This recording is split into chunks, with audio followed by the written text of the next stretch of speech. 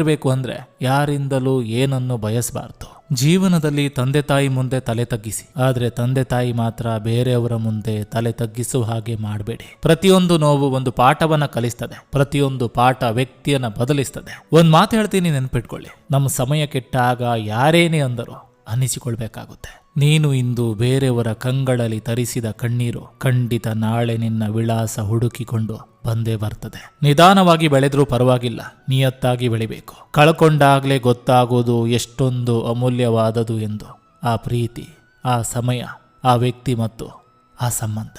ಆತುರದ ನಿರ್ಧಾರ ಬದುಕನ್ನು ಬೆಂಕಿಗೆ ತಳ್ತದೆ.